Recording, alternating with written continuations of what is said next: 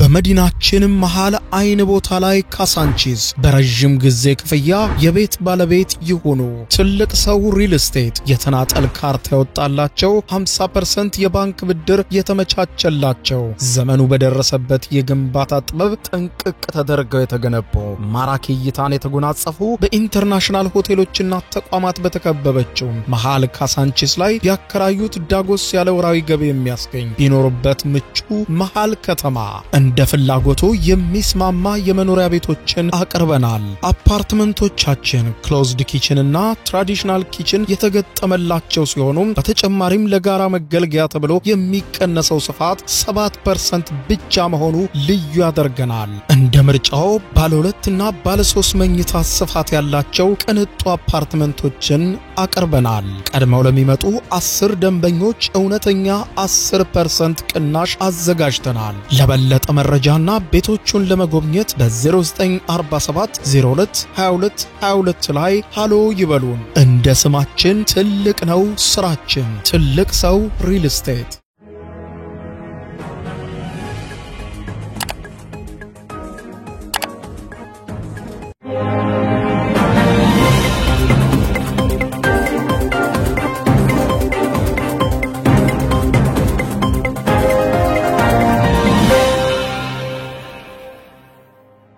ተናስተልኝ ክብራትና ክብራን የዩቲዩብ ቻናል ቤተሰቦች የሰዓቱን ሁለት አጫጭር መረጃዎች ይዤ ቀርብ ያለው እስከ ፍጻሜ አብራችሁኝ ቆዩ። ክብራን አድማጮች በርከት ያሉ ፈጣን ወቅታዊ መረጃዎች በየሰዓታቱ ልዩነት ዩቲዩብ ላይ እየተጫኑ ነው። መረጃዎቹ በፍጥነት ሲጫኑ ቀድሞ ለእናንተ ማስታወቂያ መልእክት ወይም ኖቲፊኬሽን እንዲደርሷችሁና ዜናዎችን በፍጥነት እንድትከታተሉ የዩቲዩብ ቻናሌን ሰብስክራይብ በማድረግ የደወል ምልክቷን መጫን አትዘንጉ። ወደ መረጃዎቹ እንለፍ።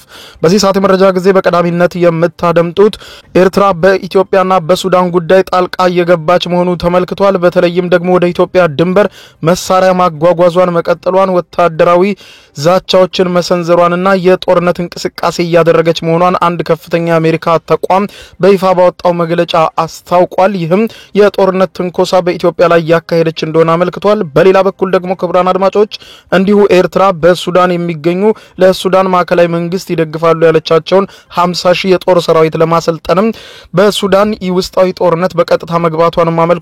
ጉዳዩን በተመለከተ የአሜሪካው ተቋም ያወጣውን መግለጫ የማስደምጣችሁ ይሆናል። በሌላ በኩል ክቡራን አድማጮች ወደ ኢራን ጉዳይ ስንሄድ ኢራን እንዳለችው አድርገዋለች። ይሄውም የኒውክሌር ጣቢያዎችን አጽድቼ ድጋሚ ማብላላቴን ጀምራለሁ ባለችው መሰረት በአሜሪካ ፈንጂዎች የተመታውና ከፍተኛ ውድመት እንደደረሰበት ተነግሮበት የነበረውን የፎርዶ የኒውክሌር ማብላያን በድጋሚ እያደሰችው መሆኑ ተሰማ።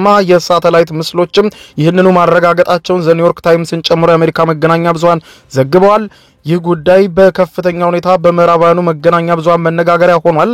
በሌላ በኩል ዶናልድ ትራምፕ በጋዛም በአስቸኳይ የተኩስ አቁም እንዲደረግ ለሐማስ ጥሪ አቅርበዋል። እስራኤል ተስማምታለች፣ ሐማስም እንዲቀበል ብለዋል ትራምፕ። በሌላ በኩል ደግሞ እንዲሁ በጋዛ ውስጥ የሚገኝ በአሜሪካና በእስራኤል ቁጥጥር የሚደረግበት የእርዳታ ተቋም ሁልጊዜም እርዳታ ፈልገው ወደ ተቋሙ የሚሄዱ ሰዎች በእስራኤል የጦር መሳሪያዎች ታርጌት እየሆኑ መሆናቸውን ተከትሎ በዓለም ዙሪያ የተሰበሰቡ ከአሜሪካ ከአውሮፓን ጨምሮ ከ170 በላይ በጎ አድራጊ ድርጅቶች ድርጅቱ ሆም ብሎም በፈጠረው ኢላማ ለእርዳታ ሰዎችን በመሰብሰብ እያስጨረሰ ነው በሚል መግለጫ አውጥተውበታል።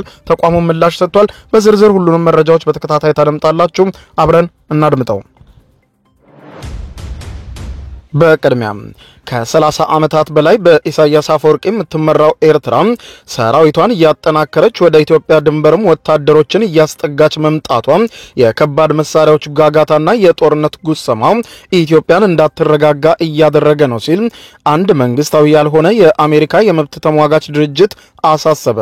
ዘ ሴንትሪ የተባለው ይሄው ድርጅት በዚህ ሳምንት መጀመሪያ ላይ ባወጣው ዘገባ እንዳስታወቀው በጎርጎሮሳውያኑ 2018 የጦር መሳሪያ ማዕቀብ የተነሳላት ኤርትራ ጦር ሰራዊቷን እንደገና እየገነባች መከላከያዋንም እያጠናከረች ከባድ የጦር መሳሪያም ወደ ኢትዮጵያ ድንበር እያስጠጋች ነው።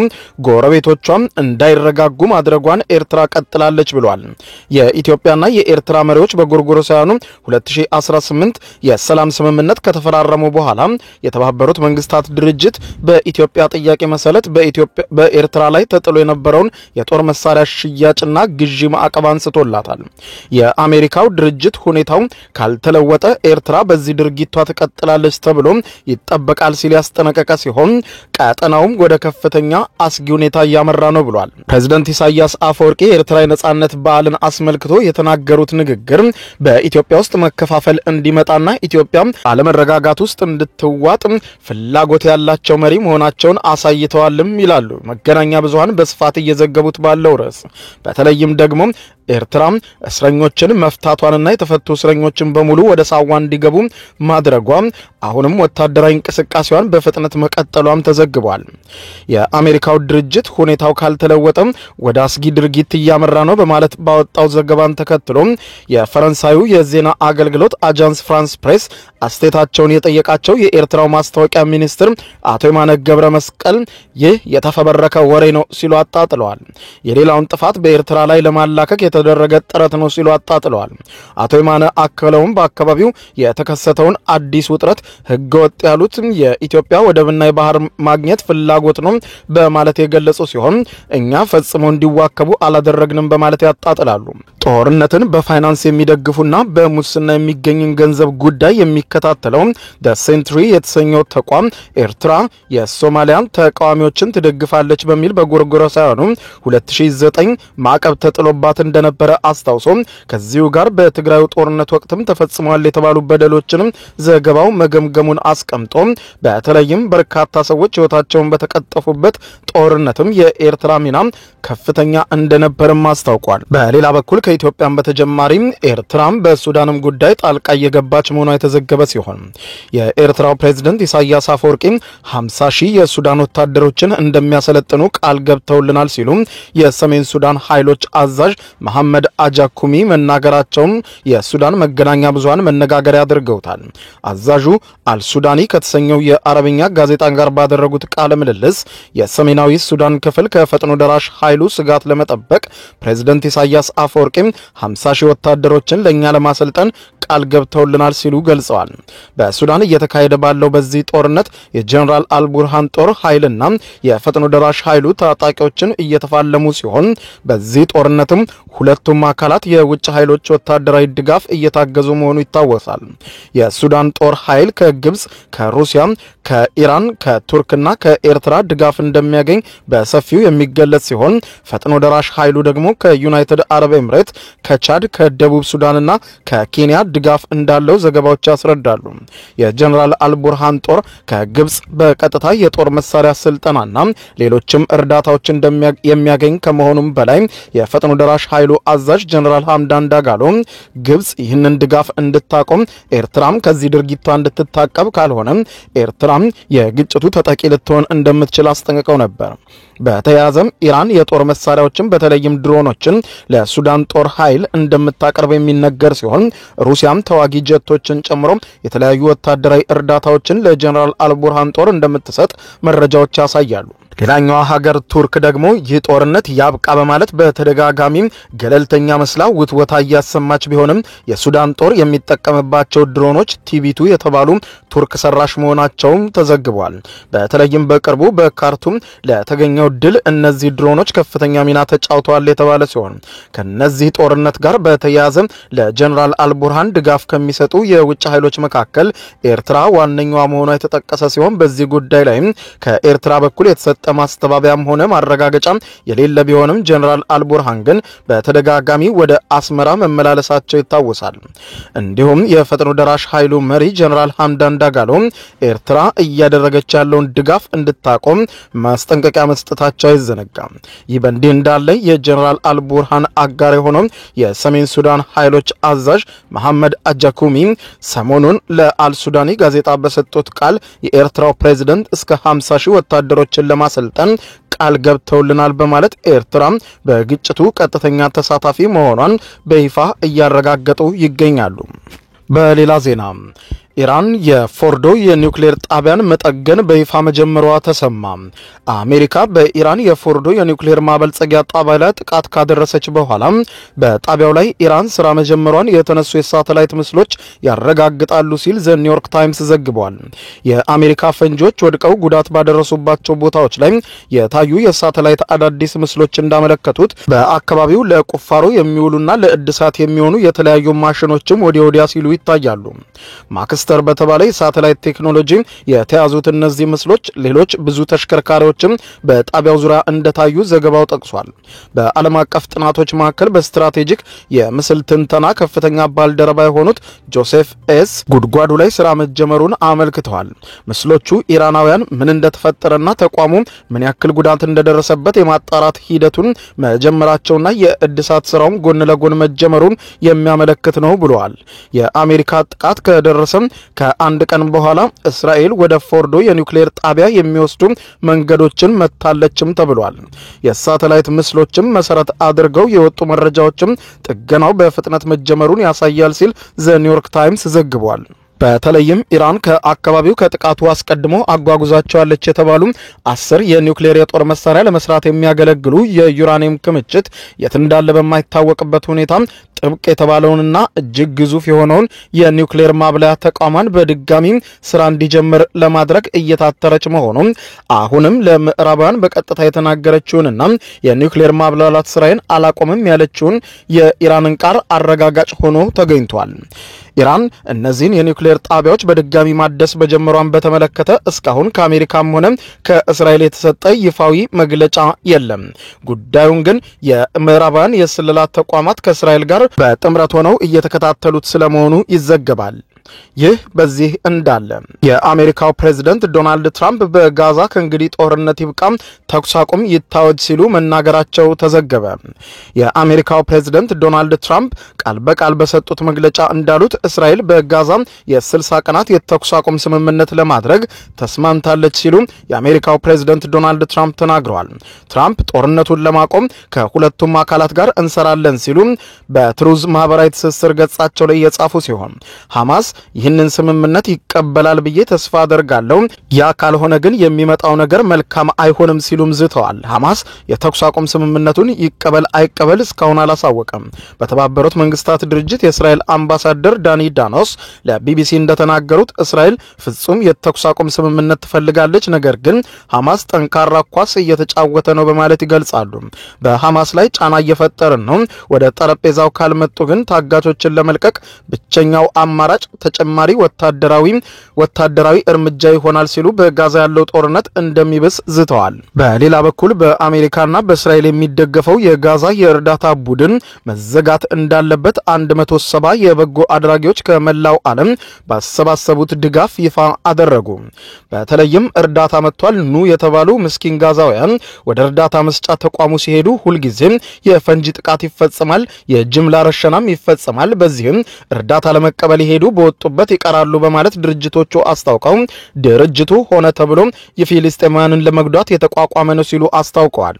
ከ170 በላይ የተራድኦ ድርጅቶችና ሌሎችም መንግስታዊ ያልሆኑ ተቋማት በእስራኤልና በአሜሪካ በሚደገፈውና በጋዛ ውስጥ የሚገኘው በጋዛ የሰብአዊ ፋውንዴሽን ወይም GHF የሚተዳደረው አወዛጋቢው የእርዳታ ስርጭት እንዲዘጋም በፍጥነት ጠይቀዋል።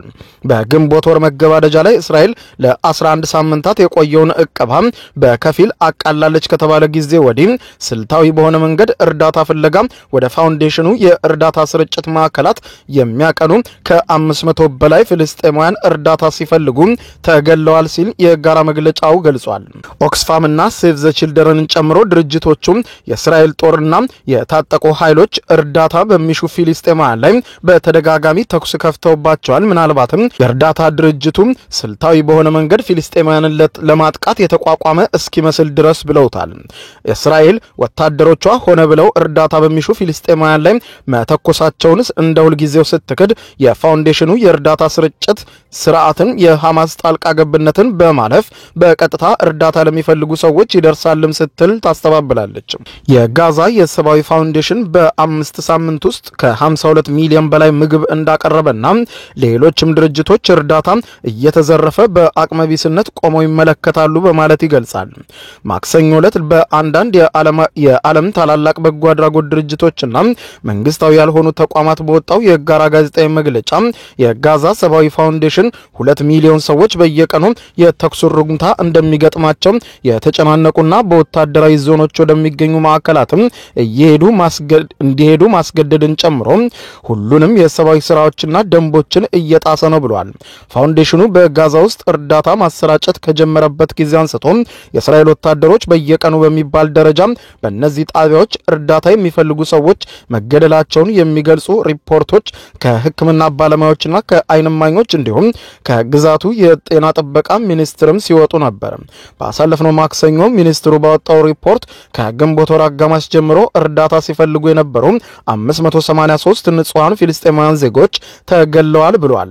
ከነዚህም ውስጥ 408 የሚሆኑት የተገደሉት በፋውንዴሽኑ ማከፋፈያ ማዕከል ውስጥ ነው ብሏል። መግለጫው እንዳመለከተው ዛሬ በጋዛ ውስጥ የሚገኙ ፍልስጤማውያን የማይቻል ምርጫ ይገጥማቸዋል። በረሃብ ወይም ቤተሰቦቻቸውን ለመመገብ በሚያደርጉት ጥረት በጥይት መመታት ሲሉ መንግስታዊ ያልሆኑ ድርጅቶች በጋራ መግለጫቸው አስጠንቅቀዋል። ወላጅ አልባ ህጻናትና ተንከባካቢዎች ከሟቾች መካከል ሲሆኑ ከነዚህም ጣቢያዎች ውስጥ ጥቃት ከደረሰባቸው ንጹሃን ዜጎች ከግማሽ በላይ የሚሆኑት ህጻናት ናቸው። ለትችቱ ምላሽ የሰጡት የፋውንዴሽኑ ቃል አቀባይ በ5 ሳምንታት ውስጥ ከ52 ሚሊዮን በላይ ምግቦችን አቀርበናል፣ በወሬ ብቻና በአርዕስተ ዜና ሳይሆን በየቀኑ የፍልስጤም ቤተሰቦችን የሚደርስ ምግብ እየሰጠን ነው ሲሉ አስተባብለዋል። ይህ በእንዲህ እንዳለ ታዲያ ሌሎችም ድርጅቶች እርዳታቸው ሲዘረፍ አቅመቢስ ሆነው ቆመው ተመልክተዋል። በአስተማማኝ ሁኔታ እንዲከፋፈልም ለመርዳት ጠይቀናቸው እምቢ ብለውናል በማለት አስተባብለዋል። እነርሱ የሐማስ ጠበቃ ናቸው፣ ላረጀና ላፈጀም ቡድንም ጠበቃ መሆንን አቁመው እርዳታቸውን ዝም ብለው ይስሩ የሚል መግለጫ ሰጥተዋል። ሁኔታው በከፍተኛ ሁኔታ ውጥረትን አጭሯል። ክቡራን አድማጮች ለሰዓቱ ብታደምጧቸው መልካም ናቸው ያልኳቸው አጫጭር መረጃዎች የሰማችኋቸው ናቸው። ከሰዓታት በኋላ በሌላ መረጃ ተመልሰን እስከምንገናኝ በያለንበት የዓለም ዳር ቸር እንቆይ።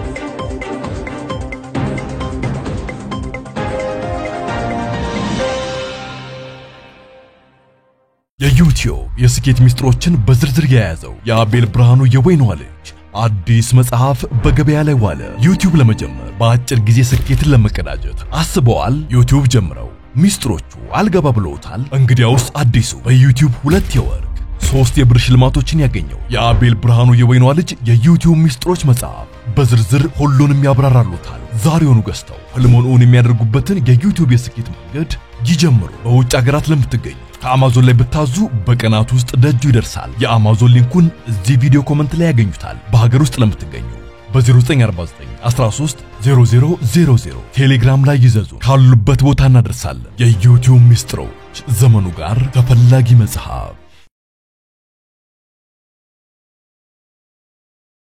በመዲናችን መሃል አይን ቦታ ላይ ካሳንቺስ በረጅም ጊዜ ክፍያ የቤት ባለቤት ይሁኑ።